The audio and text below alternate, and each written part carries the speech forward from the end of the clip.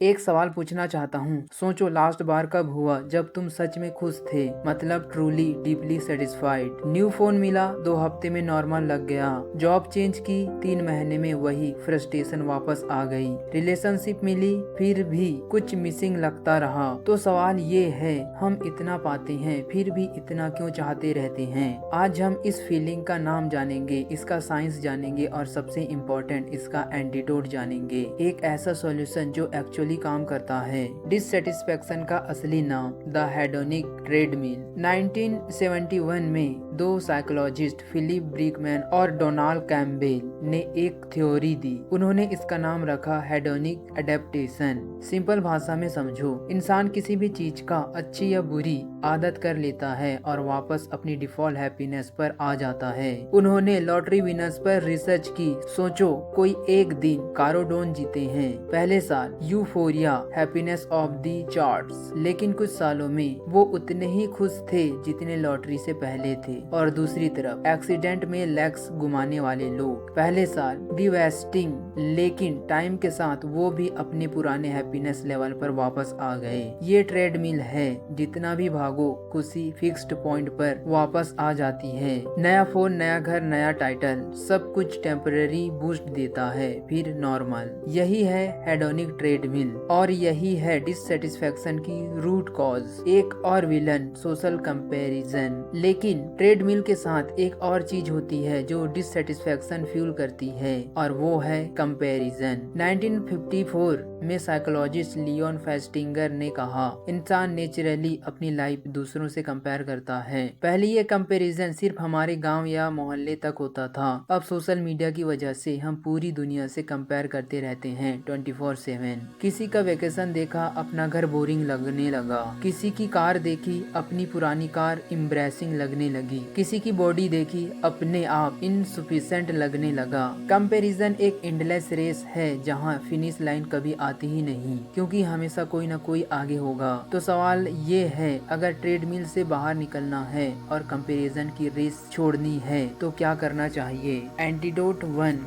Gratitude but actually practice. अब मैं जानता हूँ ये सुन के तुम्हारा रिएक्शन होगा, ग्रेटिट्यूड ये तो सब कहते हैं, डायरी लिखो, थैंकफुल रहो, ब्ला ब्ला ब्ला। लेकिन रुको, साइंस कुछ और ही कह रहा है। रॉबर्ट इमोन्स, जो दुनिया के टॉप ग्रेटिट्यूड रिसर्चर्स में से एक हैं, उन्होंने एक एक्सपेरिमेंट किया। लोगों को 3 ग्रुप्स में डिवाइड किया। पहला ग्रुप अपनी वीकली प्रॉब्लम्स लिखते थे, दूसरा ग्रुप न्यूट्रल इवेंट्स लिखते थे, तीसरा ग्रुप सिर्फ वो 5 चीजें लिखते थे जिनके लिए वो ग्रेटफुल थे। 10 वीक्स बाद रिजल्ट आया। ग्रेटिट्यूड ग्रुप्स 25% ज्यादा खुश थे, ज्यादा एक्सरसाइज करते थे, कम डॉक्टर विजिट्स, बेटर स्लीप। सिर्फ लिखने से कुछ नहीं खरीदा, कुछ अचीव नहीं किया, सिर्फ नोटिस किया। यही है कि इनसाइट। डिससेटिस्फेक्शन तब होती है जब हम जो है उसे इग्नोर करते हैं और जो नहीं है उसे ऑब्सेस करते हैं। ग्रेटिट्यूड वो लेंस है जो एग्जिस्टिंग लाइफ को नए नजर से दिखाता है। लेकिन एक वार्निंग,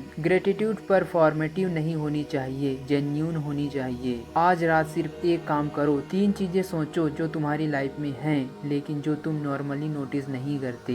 एक घर, एक इंसान जो तुम्हारे साथ है, एक सेंस जो काम करता है, और जेन्युइनली फील करो धन्यवाद। एंटीडोट 2, नेगेटिव विजुअलाइजेशन, स्टोइक्स का सीक्रेट। अब मैं तुम्हें एक 2000 साल पुरानी टेक्निक बताता हूँ जो आज भी पूरी तरह रिलेवेंट है। रोमन एम्परर मार्कस ऑरेलियस, जो हिस्ट्री के सबसे पावरफुल लोगों में से एक था, वो रोज एक काम करता था। वो अपने आप से पूछता था, अगर ये चीज कल चली गई तो कैसा लगेगा। उसकी फैमिली, उसकी हेल्थ, उसके दोस्त, उसका साम्राज्य। ये डार्क लगती हैं लेकिन ये एक्चुअली काम करता है। इसका साइंटिफिक नाम है नेगेटिव विजुअलाइजेशन। जब तुम इमेजिन करते हो कि कोई चीज नहीं होगी तो जो है उसकी वैल्यू सडनली बढ़ जाती है। सिंपल एग्जाम्पल, अपना फोन हाथ में लो, अब सोचो कल ये नहीं होगा। 1 सेकंड के लिए जेन्युइनली फील करो, अब रख दो। ये फोन थोड़ा ज्यादा वैल्यूएबल लगा, हाँ यही चीज होती है। टिम विल्सन और डैनियल गिलबर्ट, हार्वर्ड के रिसर्चर ने प्रूव किया, हम चीजें तब तक टेक फॉर ग्रांटेड करते हैं जब तक वो हैं। लॉस का फियर ही उनकी ट्रू वैल्यू रिवील करता है। तो स्टोइक का एंटीडोट ये था, मेंटली एक्सपीरियंस करो लॉस को ताकि रियल लाइफ में एप्रिसिएशन मिले। Antidote 3, experiences over things. Cornell university के प्रोफेसर थॉमस गिलोविच ने 20 सालों तक एक रिसर्च की। सवाल था, क्या लोग चीजें खरीदने से ज्यादा खुश होते हैं या एक्सपीरियंस से? आंसर क्लियर था, एक्सपीरियंस। क्यों? चीजें टाइम के साथ बोरिंग हो जाती है, हेडोनिक एडेप्टेशन। एक्सपीरियंसेस यादें बन जाती हैं जो इम्प्रूव होती है वक्त के साथ। चीजें कंपेयर होती हैं दूसरों की चीजों से।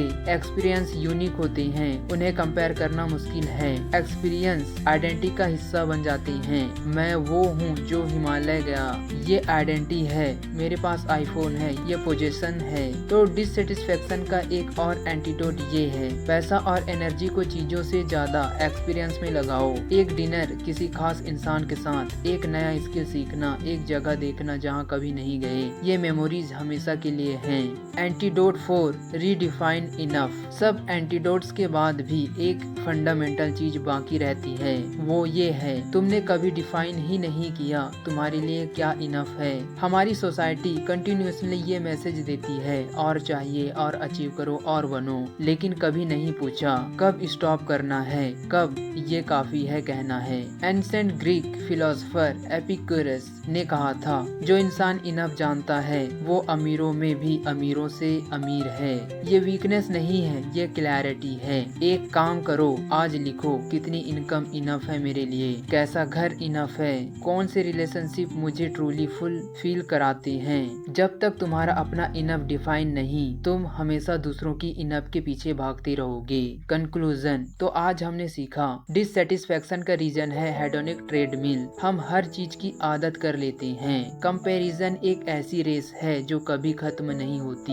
एंटीडोट 1, जेन्युइन ग्रेटिट्यूड प्रैक्टिस करो, जो है उसे नोटिस करो। Antidote 2, negative visualisation, mentally feel करो लॉस ताकि एप्रिसिएशन मिले। एंटीडोट 3, चीजों से ज्यादा एक्सपीरियंस में इन्वेस्ट करो।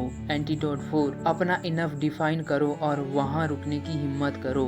ये चीजें एक रात में नहीं बदलेंगी, लेकिन एक चीज आज से शुरू कर सकते हो। आज रात सोने से पहले सिर्फ 3 चीजें सोचो जिनके लिए तुम जेन्युइनली थैंकफुल हो। कोई ग्रैंड गेस्चर नहीं, कोई ऐप नहीं, कोई चैलेंज नहीं, सिर्फ 3 चीजें जेन्युइनली। सेटिस्फेक्शन कोई डेस्टिनेशन नहीं है, ये एक प्रैक्टिस है, और ये प्रैक्टिस आज से शुरू हो सकती है।